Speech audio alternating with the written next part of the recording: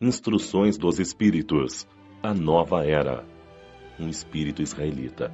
Mulhouse, 1861. Deus é único.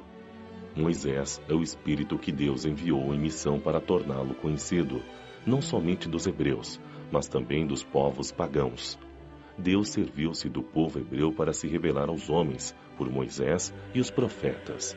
As contrariedades e o sofrimento da vida por que passavam os hebreus destinavam-se a impressionar as nações e fazer cair o véu que encobria as coisas divinas aos homens. Os mandamentos de Deus, revelados por Moisés, contêm o germe da mais ampla moral cristã.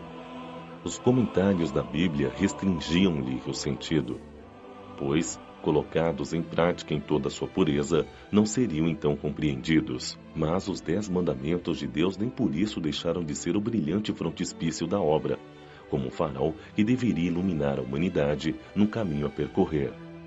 A moral, isto é, o conjunto de regras de conduta, os costumes, bem como os princípios espirituais ensinados por Moisés, eram apropriados ao estado de adiantamento em que se encontravam os povos chamados à regeneração. Esses povos, semi-selvagens quanto ao aperfeiçoamento de sua alma, não compreendiam que podiam adorar a Deus a não ser por sacrifícios sangrentos, e muito menos se fosse preciso perdoar aos inimigos. Sua inteligência era notável sob o ponto de vista material, das artes e das ciências, porém era muito atrasada em moralidade e não entenderia uma religião que fosse inteiramente espiritual. Era-lhes preciso uma representação semimaterial, como a que lhes oferecia a religião hebraica. Assim, enquanto os sacrifícios falavam aos seus sentidos, a ideia de Deus lhes falava ao espírito.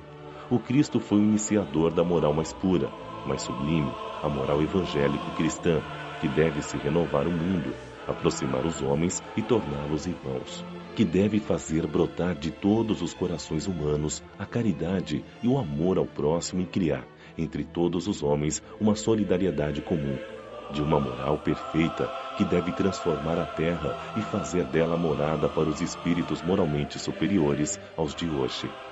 É a lei do progresso, a qual a natureza está submetida, que se cumpre, e o Espiritismo é a alavanca da qual Deus se serve para fazer avançar a humanidade. São chegados os tempos em que as ideias morais devem se desenvolver para que se realize o progresso que está na vontade de Deus.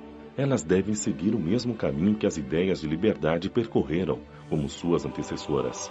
Não se pense, entretanto, que este desenvolvimento acontecerá sem lutas. Não, pois, para chegar à maturidade, elas precisam de abalos e de discussões, a fim de atrair a atenção das massas.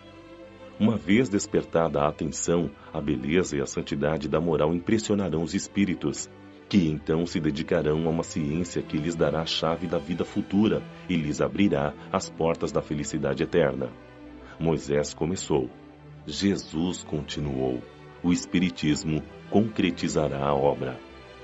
Fenelon Poitiers, 1861. Um dia, Deus, em sua caridade inesgotável, permitiu ao homem ver a verdade varar as trevas. Este dia foi a chegada do Cristo. Depois da luz viva, as trevas voltaram. O mundo, entre alternativas do conhecimento da verdade e obscuridade da ignorância, perdeu-se novamente. Então, tal como os profetas do Antigo Testamento, os espíritos se puseram a falar e a vos advertir. O mundo está abalado em suas bases, o trovão provocará estrondo. Sede firmes. O espiritismo é de ordem divina, visto que repousa nas próprias leis da natureza, e acreditai que tudo que é de origem divina tem um objetivo grande e útil. Vosso mundo se perdia. A ciência, desenvolvendo-se à custa dos valores de ordem moral, estava-vos conduzido ao bem-estar material em proveito do espírito das trevas. Vós o sabeis, cristãos. O coração e o amor devem andar unidos à ciência. O reino do Cristo, infelizmente, após 18 séculos e apesar do sangue de tantos mártires, ainda não chegou. Cristãos, voltai ao Mestre que vos quer salvar. Tudo é fácil para aquele que crê e ama. O amor o enche de uma alegria indescritível. Sim, meus filhos, o mundo está abalado. Os bons espíritos vos dizem sempre: curvai-vos sob o sopro que anunciai a tempestade, a fim de não serdes derrubados. Isto é, Preparai-vos e não vos assemelheis às virgens loucas que foram apanhadas desprevenidas à chegada do esposo. A revolução que se prepara é mais moral do que material. Os espíritos, mensageiros do Senhor, inspiram a fé para que todos vós, companheiros da doutrina, iluminados e ardentes, façais ouvir a vossa voz humilde.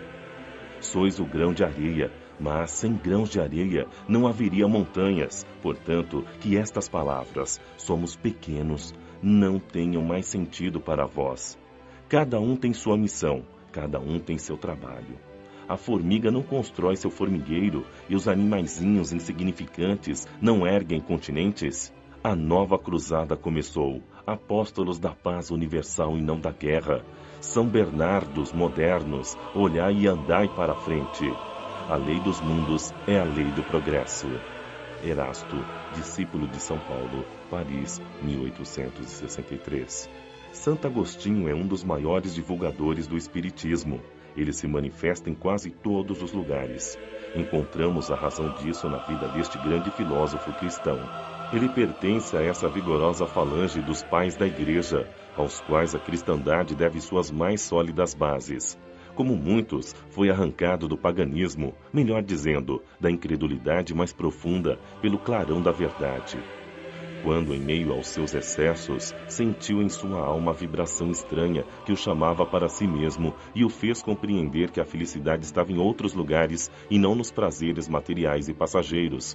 Quando, enfim, na sua estrada de Damasco, também escutou a santa voz clamando: Saulo, Saulo, por que me persegues? Exclamou: meu Deus, perdoai-me, eu acredito, sou cristão. Depois disso, tornou-se um dos mais firmes sustentáculos do Evangelho. Podem-se ler nas confissões notáveis que nos deixou esse eminente espírito palavras, ao mesmo tempo características e proféticas, que pronunciou após o desencarne de sua mãe, Santa Mônica. Estou convencido de que minha mãe virá visitar-me e dar-me conselhos, revelando-me o que nos espera na vida futura.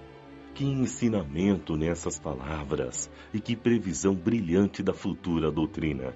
É por isso que hoje, vendo que a hora é chegada para a divulgação da verdade que ele pressentiu outrora, é o seu propagador ardente multiplica-se, por assim dizer, para responder a todos os que o chamam. Nota: Santo Agostinho vem derrubar aquilo que construiu? Certamente que não. Como muitos outros, vê com os olhos do espírito que não via como homem. Sua alma livre entrevê novas claridades, entende o que não entendia antes. Novas ideias lhe revelaram o verdadeiro sentido de algumas palavras.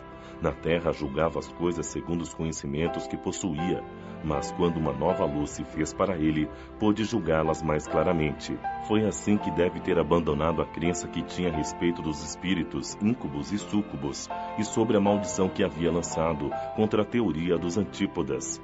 Agora que o cristianismo lhe aparece em toda a sua pureza, pode, em alguns pontos, pensar de modo diferente de quando estava vivo, sem deixar de ser o apóstolo cristão. Pode fazer-se o propagador do espiritismo sem renegar sua fé, pois vê nele a realização das coisas anunciadas. Hoje, ao proclamá-lo, apenas nos conduz a uma interpretação mais acertada e mais lógica dos textos. Assim também acontece com outros espíritos que se encontram em posição semelhante.